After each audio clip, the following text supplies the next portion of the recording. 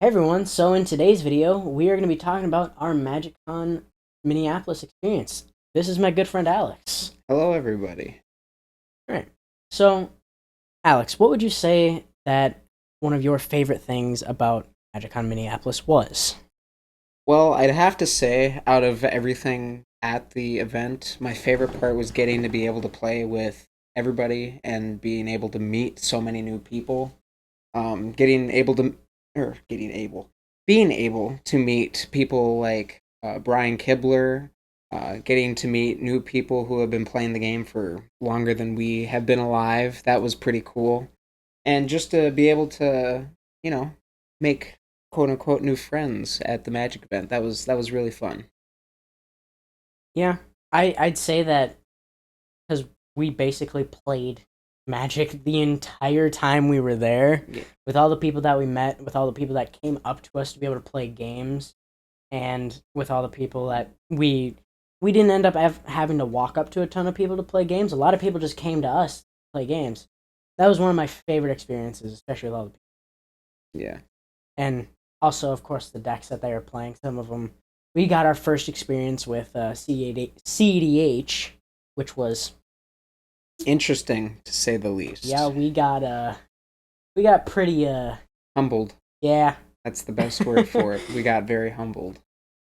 I'd honestly say another one of my favorite things is how all the vendors were set up with for all the cards that they had and everything. That was one experience that I didn't really expect was all the booths to be set up in the way they were.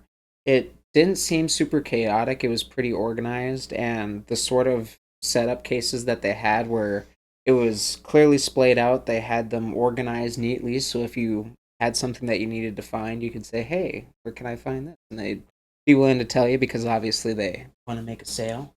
But yeah, no, that was a very delightful experience to be able to go around to the vendors and see all the expensive cards that we cannot afford.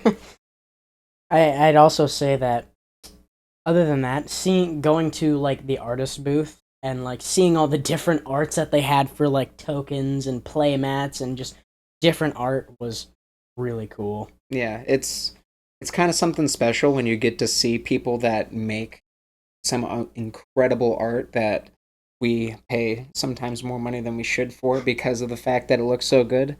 But it's really fascinating to see each person's own interpretation and style with all their art. You know, we have people that do more realistic, like fantasy. Some people take it in different directions where they go more like dark and dreary and that sort of thing.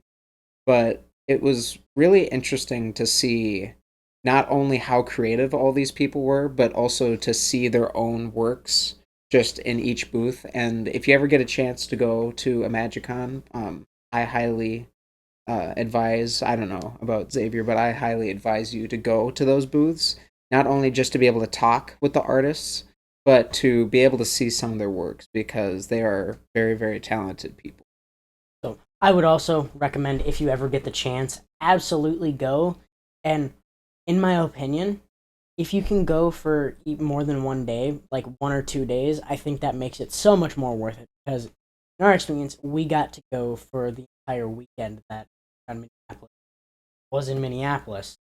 I and also being able to get a hotel really close to the event was very good because we were able to just walk to the event, which was super cool. Yeah, that is one thing that I would say we highly advise is that if you are going to a MagicCon event, to not only plan, but also to try and do it sooner rather than later, because oftentimes those hotels will sell out fast. And not only are they going to sell out fast, but it's also a question of where are you going to park? Because that was one experience that we had a problem with was where are we going to park? Like we had to pay what was it like $60 total over the 3 days, which isn't Yeah. terrible, but at the same time, it's something to just be aware of. If you are going to a MagicCon event, to plan ahead of time for those sort of situations and just to like have a clear strategy for where you're gonna set up, like where you're gonna where you're gonna park your car, that Mm-hmm. sort of thing. And Yeah. also bring plenty of food and water. The food there is expensive. Mm-hmm. I think that kind of goes without saying. So Yeah. bring snacks with you. Also bring a lot of water. If you're anything like us, we walked for I would say a decent amount of Yeah, we time. ended up walking, especially because of all the vendors we went to, and like even just walking to different tables and stuff when it Yeah, came to playing games. and it's kind of hot sometimes in some Yeah, areas just because of the number of people.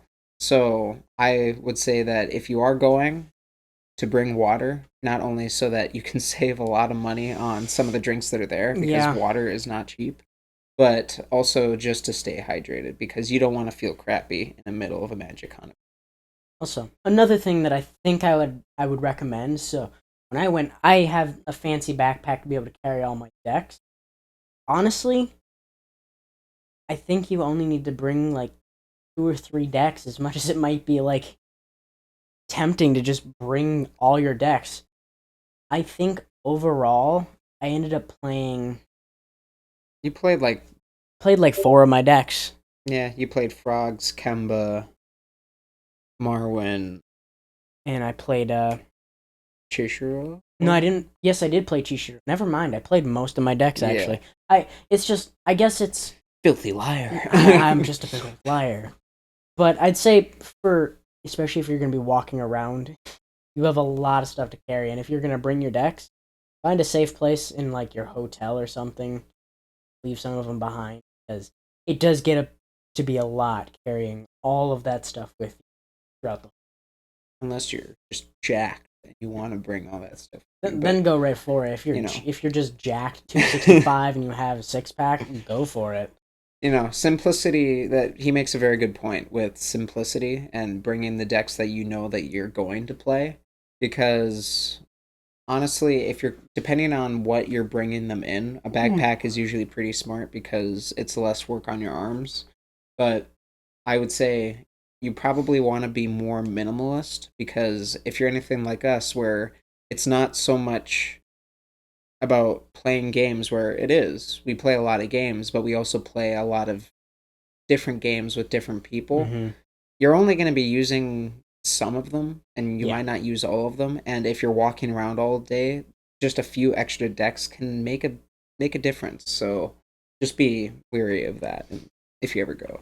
no, and another thing when it comes to if you might be a little bit more hesitant and nervous to talk to people and play games with them, try to reach out of your comfort zone and get to know some more people because we got to know a few people, some of the coolest people that I have met outside of my regular field of martial arts. Some of the coolest people I met were at this magic event, and some of them will be coming on here to do interviews, and others, I'm sure at some point I'll be able to get them on here and talk, and it just leads for more avenues for you guys to see games. Just like I'm sure Alex and I will be playing plenty of games on this channel. You'll get to see the dumb things that we do to each other. Then we'll be able to see the other decks that people play, which I am very much looking forward to putting on the channel. Yeah. I would also highly stress if you ever go to a Magic event, make sure that the passes that you have are clear to see and that you don't lose track of them because if you don't have the pass, they will not let you in.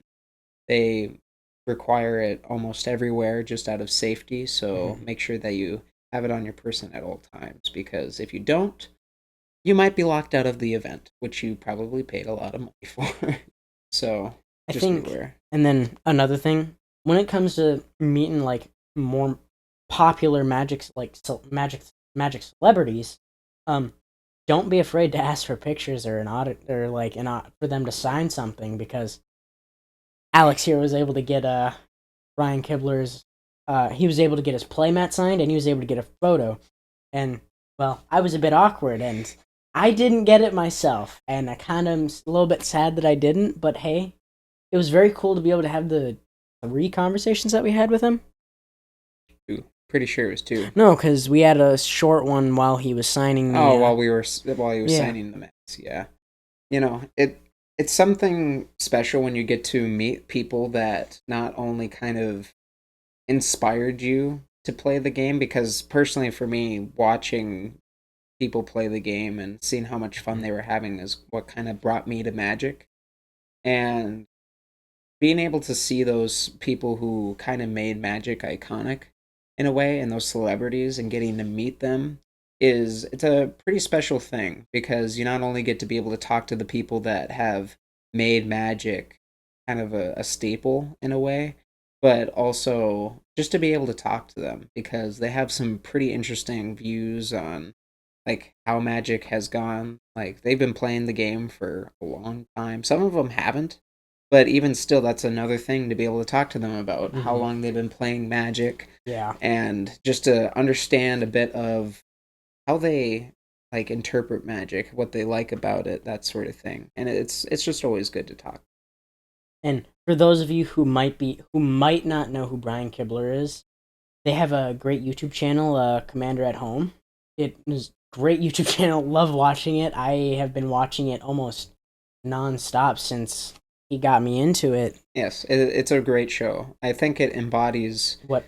like what, or at least for us, what Magic was all about, which is Mm-hmm. just like sitting at home, like sitting with friends, being able to play.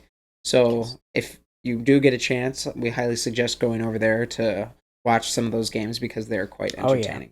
And as one thing that we got to talk to Brian Kibler about, like just for a quick second, was his Dragon deck. If you guys get a chance, there I think it is I probably the seventh episode. I'm aware of which one it is, but there is a specific episode where Brian Kibler plays Dragon.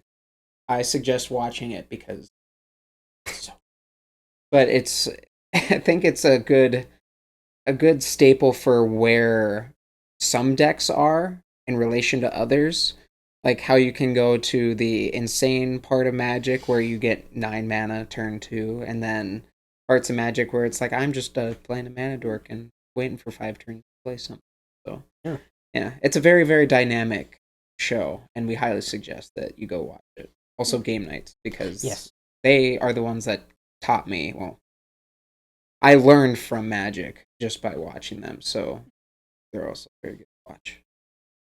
I think overall that was a lot of our experience other than some of the cosplayers. We didn't get to see like the cosplay contest, but we got to see the cosplayers walking around, and that was some of the work that those people put into their like cosplay is absolutely phenomenal. It's it's kind of cool being able to see how people express themselves via their cosplay and to see something that they put in so much time and effort into and just to see them shine on stage or to be able to just see them walking around and take pictures with them. I would suggest like just again talking to people and specifically just to be able to be like, hey, like I think your cosplay is pretty cool, or if it's a character that you really hate, like Mr. Conrad, like don't walk over to them. But it's always really cool to be able to get people's takes on a magic in general, but also kind of their own world. Because the people that do cosplays at magic events are people that will sometimes go Gesundheit Sorry about that. around the country and they'll perform in these insane contests for it, and they're really really fascinating, and I would highly suggest like going and talking to them because they're pretty cool people. Yeah. Overall, I think that's what I have to say about our MagicCon experience. Yeah. I'd highly suggest if you can go to one, absolutely go to one and just talk to people, get to know people, and if you're uncomfortable, just try to go a little bit out of your comfort zone and walk around. Hmm. You might meet some of the most interesting people, like someone who works at Wizards of the Wizards of the Coast. Coast, and Yeah. learn how far out they actually plan for some of the sets. 2028. Sorry, excuse Yeah. me. But other than talking to him, like I think overall that was honestly what we ended up doing the whole time at the Magic event. Yeah. I would also highly stress going out of your comfort zone to try and talk to people. If it's too much, then that's understandable because talking to strangers can be scary.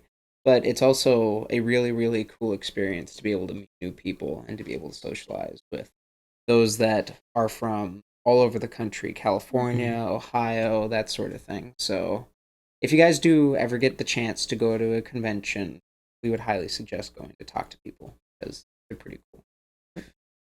Well, is that all that you have to say about the MagicCon Yeah. experience? Oh, one last thing. If you go to a hotel, make sure you understand how much it's going to cost. Ensure that you know how much it's going to cost. What set a budget for yourself on a trip. For the love of God, Yeah. don't spend too much money on fancy cardboard because it's really easy to get that Yeah, it like is. addiction and Mm-hmm. that kind of that high. I would say it's a Yeah. bit of a high to like buy cards. So I would highly suggest setting a budget for yourself or just asking yourself a second time, do you really need this? Because if you don't, I would suggest probably either finding an alternative that might be cheaper Mm-hmm. or if you're really gutsy to budget it out because man, you can end up spending a lot of money really Yeah, you can. quickly. So anyways, that's all I had to say. All right. Well, thank you everyone for watching, and I hope you have a great night.